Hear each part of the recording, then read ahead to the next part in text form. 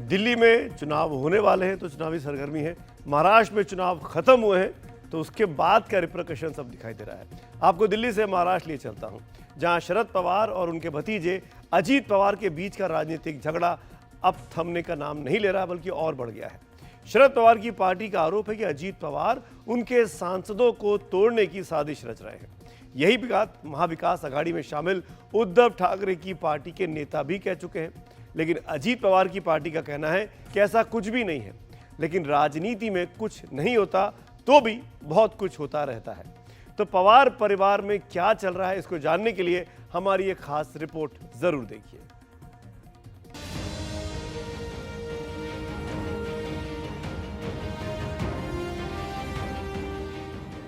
12 दिसंबर को शरद पवार के जन्मदिन के मौके पर जब अजित पवार चाचा से मिलने पहुंचे तो इसे निजी मामला बताया गया। लेकिन राजनीति के दो धुरंधरों की मुलाकात निजी मामला भर नहीं हो सकती। मुलाकात के साथ सियासी खाद का खेल महीने भर के भीतर ही दिखने लगा। पहले आप शरद पवार की पार्टी के नेता जितेंद्र अहवाड का बयान सुनिए। ये ऐसा कि तुम बेटी को और बाप को अलग कर दो, उनको छोड़ दो, ये हमारे संस्कारों में और संस्कृति में नहीं बैठता है। हम तटकरे साहब को बताना चाहते कि हमारी पार्टी चुराई, हमारा घड़ियाल चुराया, हमारा सिंबल चुराया, अब क्या हमारे सांसद भी भगा के लेके जाओगे खंदे पे? दरअसल सारा खेल सत्ता वाले समीकरण का है। शरद पवार की पार्टी का आरोप है कि अजित पवार अपने चाचा की पार्टी के सांसदों को बुला रहे हैं। अजित पवार ऐसा इसलिए चाह रहे हैं ताकि लोकसभा में उनके सदस्य इतने हो जाएं कि वो मोदी सरकार में अपने लोगों को मंत्री बनवा सके। अजित पवार अब दोनों खेमों की एनसीपी को एक करके उसका एक छत्र नेता बनना चाहते हैं। जो कुछ आरोप अजित पवार पर शरद पवार की पार्टी लगा रही है, उसी आरोप को विस्तार उद्धव ठाकरे वाली शिवसेना के संजय राउत दे रहे हैं। दिल्ली में अजित पवार गढ़ के एक नेता को मंत्री बनना है। हाँ, मंत्री बनना है तो उनको कहा गया है आपके पास एक ही सांसद है, तो जो नियम बना है मंत्री बनाने का केंद्र में वो आपको लागू होगा, आप मंत्री नहीं बनेंगे। अगर आप 7 सांसद लेके आते हो कहाँ से, पवार साहब से, तो आपको मंत्री बनाए।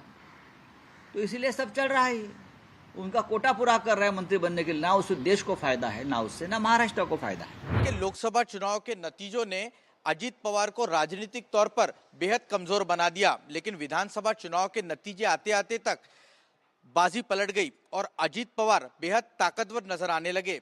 और अब जब शरद पवार अपने राजनीतिक जीवन के कमजोर स्थिति में दिखाई दे रहे, ऐसे वक्त में उनकी पार्टी पर विरोधियों की नजर दिखाई देने लगी है।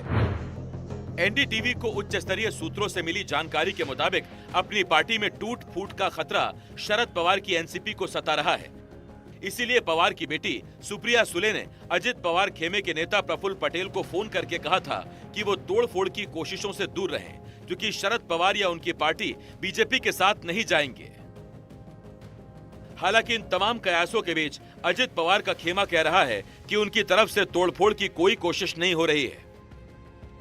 राष्ट्रवादी कांग्रेस पार्टी की तरफ से शरद पवार साहब के साथ में जो भी विधायक है, जो भी एमपी है, उनको तोड़ने का प्रयास कभी किया गया नहीं।